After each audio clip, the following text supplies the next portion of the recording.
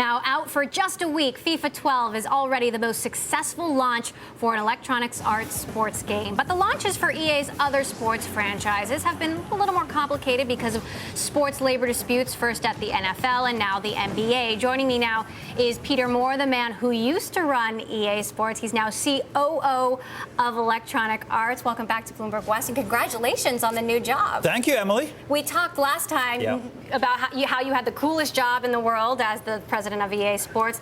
Is this a step up or backwards? It's still coolness? a very cool job, absolutely, and I'm enjoying it thoroughly. Let's talk about, the NBA is meeting today to talk about the lockout. I know you're very close to these folks.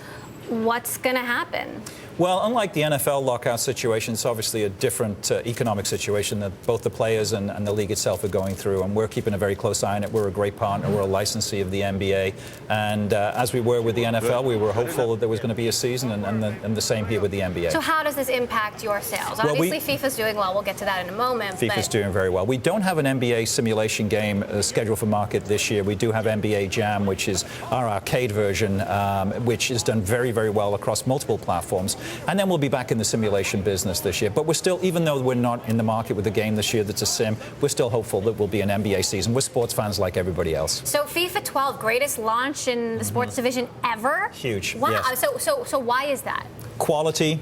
The globalization of our business, tremendous marketing, in particular here in North America, where we had a focused and a unique marketing campaign that was purely focused on North American soccer fans. Our ability to deliver online connectivity, online features.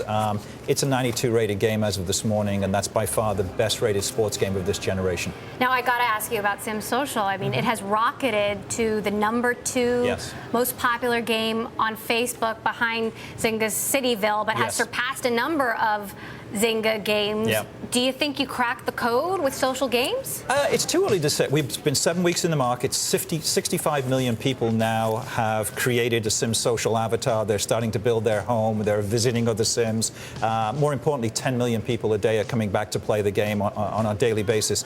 I think the real key here is the utilization of world-class intellectual property versus cities and farms and mafia mobs. How that really, I think, brings new consumers in that recognize the Sim. 130 million people have played a Sims game over the last decade or so.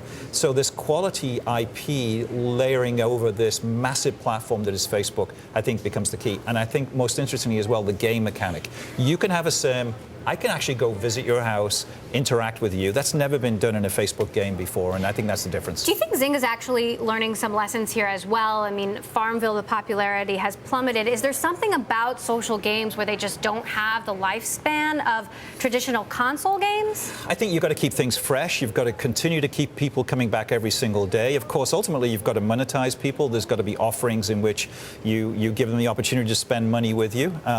If they're not doing that, people get bored and they move away. Zynga's done a great job of moving people from game to game, but at the same time, they haven't had the competition that we are now offering with Sim Social. Now, EA's user base on Facebook still dwarfed by Zynga. You guys got about 94 million users there. Zynga has 267 million. You know, Zynga is #1 in social games. Is the goal to become #1? Are you taking on Zynga? Well, obviously you guys do many other things. Yes, we do. It's one of the many platforms that we develop our content for. In fact, this business is moving so fast. I looked at App Data this morning. We're over 100 million people now. So we're adding millions of people. Absolutely. We're adding millions of people every single day. #2 at 100 million doesn't feel too bad. I think the real key about Electronic Arts is where we're going with our content. It's not only on the Facebook platform, it's the major launches. Battlefield 3 later this month, Star Wars Online in December. We've talked about Madden in the past. We're now talking about FIFA. The diversification of what Electronic Arts has done across platforms, no matter how much money you want to spend, what platform you're playing on, how much time you have, there's an EA experience for you. There are a lot of, you said Battlefield 3, there are a lot of shoot-'em-up games coming out over the holidays. How will you measure the success of Battlefield 3, and how will it stack up to the competition? It's a long-term play. This is a massive genre. It's a billion-dollar-plus genre. We intend to start taking market share as October 25th comes along. It's a tremendous game. It's a brand-new engine.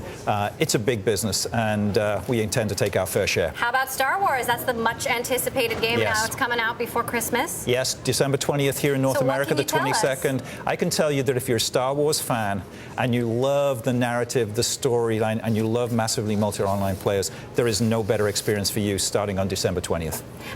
How does the marketing for a Star Wars differ from some of your other games? Do you do less because it's so popular, or do you do more because you know it's going to be a hit? It's a great question, because with an MMO, we're actually constrained at the beginning. We don't drop tens of millions of units on the market. We want to make sure users have a great experience. We're going to make sure that our servers are robust and the online experience is good. So it's more of a slower burn and a ramp. But to your point, there are very few pieces of intellectual property as powerful and as beloved as Star Wars. All right. Well, we can't wait to see it. Peter Moore, COO of Electronic Arts, thanks for joining us here My pleasure, on Bloomberg Emily. West, out Thank in the you. East.